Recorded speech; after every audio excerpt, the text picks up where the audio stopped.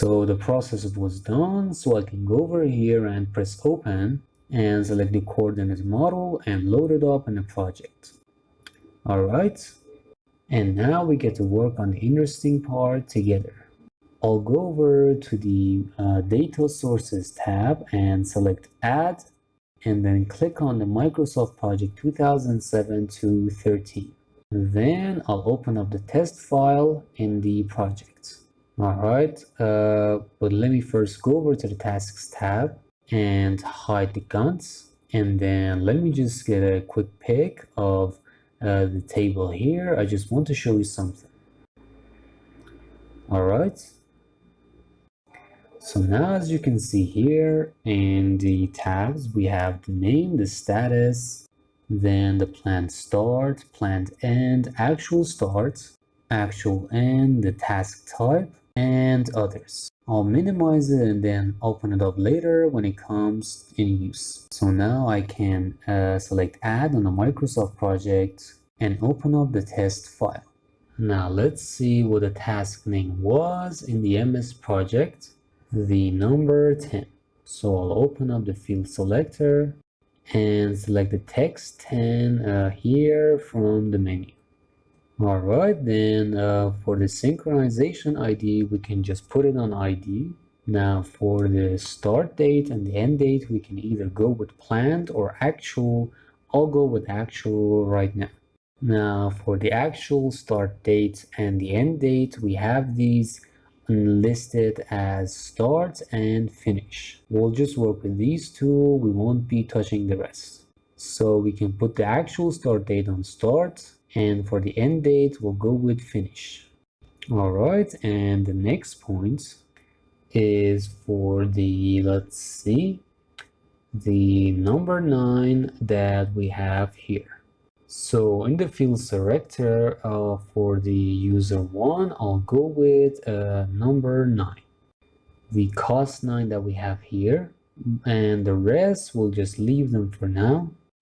Although we do have the cost, and whether it's for the material, labor, or whichever one of these, we can add the cost as well. That's to your preference, but it's not actually effective because the cost that we have in the MS is general. It's the total cost and it's not item by item such as here.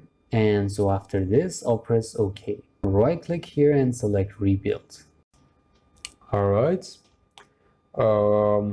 Because the process is in progress, let me just close this for now because those are in sync, and then I'll continue after the process is done.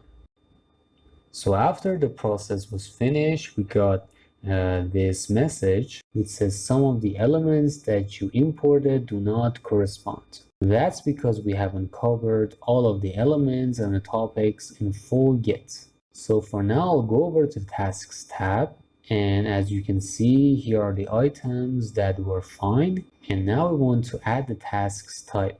Now previously we had these under construct in the MS file, but they're empty now, and I think it's because we hadn't finished that before. So I'll put one of them under construct and then pull this down so the process does all of them, but we'll have to check later on why this happened. Right click in here and select field down, and we just have to wait for the process to be finished. All right, and now we'll go over to the attached column. Now whichever one of these elements I select under the properties window and the element tab, we have the simulation part and its value. I created this myself.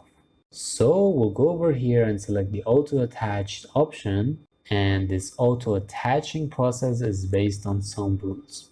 So here, let me just first delete this and press new here and select the attach item to tasks by category property. All right, then I'll click on the name. And then here in the value field, let's see what I had assigned for the ID previously. It was user 1, I think.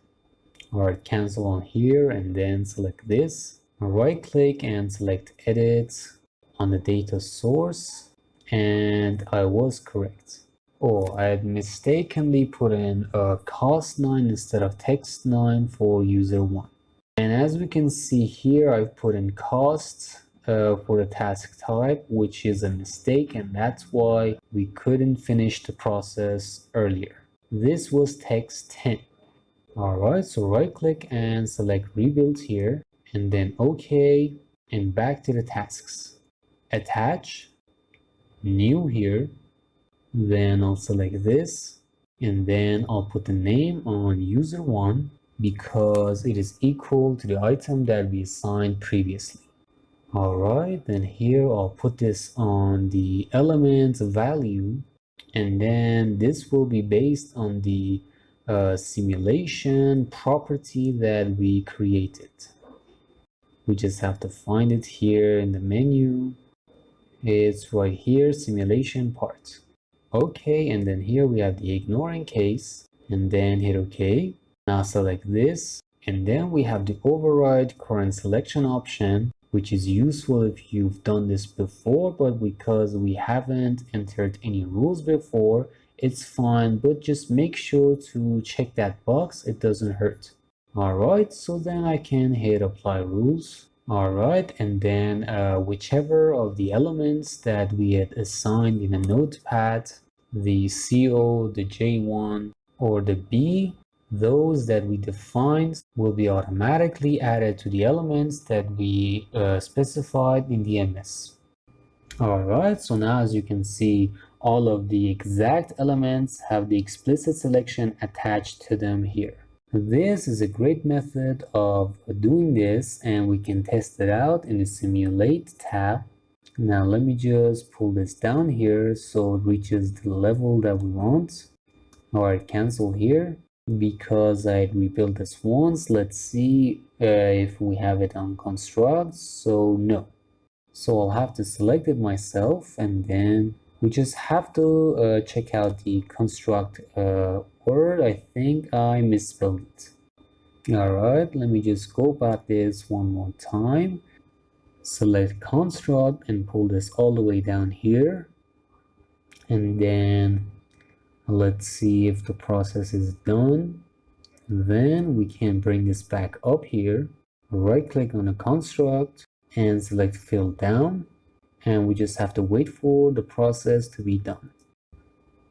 Alright, and now that it's done, we can go back to the Simulate tab and then hit play, hoping that it's okay. Alright, it automatically recognized the area that we selected. Now this can be extremely useful to us. We can go over to the selection and give it start and end dates, just as we assign these in the MSP as well. And as I said, make sure to check out MSP before finishing this part, because as we said in the MSP, we could filter the items based on a specific timeline, and we can have these based on the timeline and the model and the data as well. Alright, so put the interval size here on 25, and for the playback duration we can just go with 60, and then for the text here we can edit this and then put in some text that we want to see. And we can also specify the colors. Let's go with green for now. Control enter, and then colors, red. And then for the extras, we have these options. Let's just go with percentage and then press OK. Alright, and OK here as well. Alright, and now you can see the process. And let's just hit play just so we can go through it. Alright, and as you can see, these are the different stages of the process shown to us here.